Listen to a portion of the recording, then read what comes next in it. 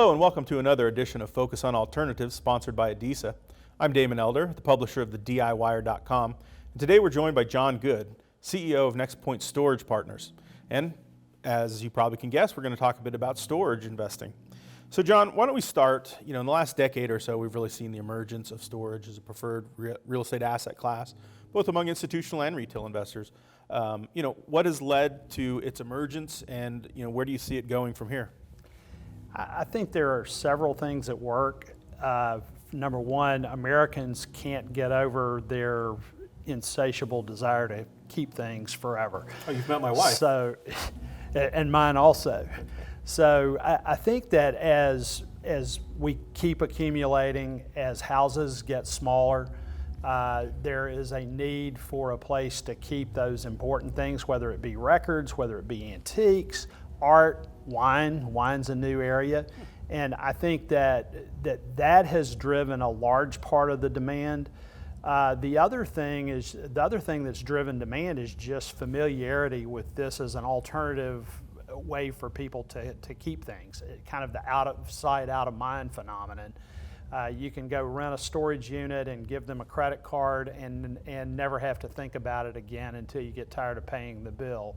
So I think that awareness of self-storage has increased dramatically over the years, as well as we've just accumulated a lot more stuff in the last number of years. Plus, from certainly in a retail investor perspective, they tend to like to invest in things that they know and understand, and an awful lot of us rent storage facilities. That's right. It's stable for an investor, whether it be an institutional investor or a retail investor. You have an element of very stable cash flow. Storage facilities lease up, and they tend to stay leased up. Even though you have high tenant turnover, there's always somebody else to rent a storage unit when one person moves out. The other thing that you've seen, particularly over the last 3 or 4 years, has been dramatic appreciation in value of storage facilities. Storage at one point in time was a stepchild, if you will, of the main food groups of real estate, and as this awareness has evolved, and as people have begun to utilize storage more and more, and occupancy rates have gone from what traditionally was a low 80s occupancy rate up into the 90s. Institutional investors view that as stable as multifamily or single family rental or other types of real estate, and the cash flows are very predictable. Now, on the other side of the equation, you really don't have excessive costs to operate these facilities, right? I mean, there's no TIs, no leasing commissions. It's very much like if you go back 27 years or so, point in time where NAREIT started keeping records of institutional real estate performance. Self-storage is very closely correlated to multifamily, and if you think about it and compare it to things like office, retail, in some respects hotel, CapEx is dramatically lower in the shorter term rental property types, and in storage it's arguably the lowest. I think maybe certain industrial warehouse could be a little lower, but for the most part you don't have any CapEx other than roofs and parking lots, and occasionally in the newer product, elevator maintenance. Well, let's talk a little bit about newer kind of developments and the need for these elevators. One of the things we're really seeing in more modern development with self-storage facilities is vertical development. Why are we seeing this? What are the benefits? Well, I think there are two things at work here. Number one, people who own and operate storage facilities have realized after a number of years of doing the opposite that locating your facilities close to population density is important. So facilities have tended to be built in more urban core locations than they used to be. And the other factor at work in that dynamic is just absence of land. Land in top 25, top 40 MSAs in the United States is scarce, particularly in the urban core. And so the only way to be able to deliver the amount of square footage that the market needs is to go vertical. More densely populated areas will require more densely populated storage, right? That's correct. How would you describe, what are we seeing from a performance perspective in the sector right now? I mean, what's the health of the storage sector?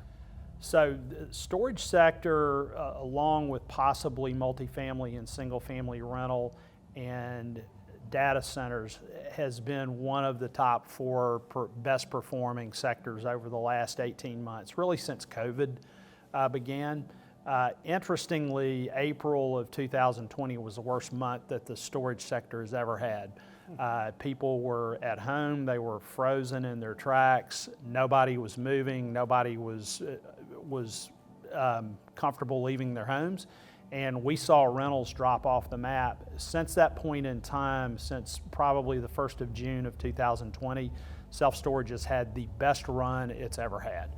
Occupancies have gone from pre-COVID, 92% on average, up to 96 to 97% over the last 18 months. Rental rates, which were very soft going into 2020 due to new development, have gone through the roof. Development has largely stopped because of COVID, and people are filling up the vacant space, absorbing the space that was available from the last development cycle. And rent growth now is stronger than it's been in any period except the period immediately following the Great Recession. Well, that's interesting. That's something I wanted to bring up, that I know there's been a lot of development, as you said, a lot of overdevelopment in the storage space. So COVID really kind of cured that, and now we've gotten more to an equilibrium? I think we are at a much more equilibrium point than we were at the beginning of 2020. At the beginning of 2020, in a number of U.S. markets, we were oversupplied. Since that point in time, construction has largely stopped on self-storage facilities. Now, there's a pipeline out there, and I guess there's a chance that that pipeline will be built in 2023, 24, and 25. So we could see supply pressure again in the next 5 years. But for the next 18 months or so, everybody in the space feels pretty comfortable that occupancy levels are going to stay at their current high levels, and we'll continue to have pricing power and the ability to push rental rates. Well, speaking of COVID and its impact on the sector, we've seen during COVID housing values across the country have really just surged. What kind of impact is that having on the storage space? So in the storage space, pre-COVID, there was very little transaction volume because the only thing that was for sale was lease-up inventory, properties that were newly developed. People were afraid that they might not lease up, that they might not hit pro forma. So there was very little trading, and that was trading at cap rates generally 5.5% to 6%. Recently, we have seen lease-up portfolios sell at sub 4% cap rates. Big so difference. you've seen a 150 to 250 basis point compression over the last 19 months. Wow, significant. So looking ahead, we're starting to emerge, it seems, hopefully, from COVID. We're getting back, hopefully soon, into a post-COVID environment. Things seem to have settled down quite a bit, and hopefully will continue to do so. Long-term, mid-term to long-term, how do you see the space? What's storage going to do in the next 3 to 5 years? If you look at storage historically over that 27-year period that I referred to a while ago, it has been the best performing real estate sector over that 27 years. There's a reason for that: predictability of the customers, low capex, predictable cash flow, and now acceptance by the institutional marketplace. So there's no reason to believe that as an investment type, as an investment real estate type, that self-storage is not going to continue to lead the pack relative to all other property types. So it's safe to say you're bullish on storage. Very bullish on storage. It's a good thing because you specialize in storage. I Right? specialize in it, and hopefully we'll be doing it for a lot of years to come. Well, like you said, the numbers don't lie, and it's certainly been an extraordinary asset class for investors over a pretty long period of time now. Well, John, thanks so much for joining us today and for sharing your wisdom and insights. And thank you for watching. For all things alternative investing, please remember to visit www.adisa.org.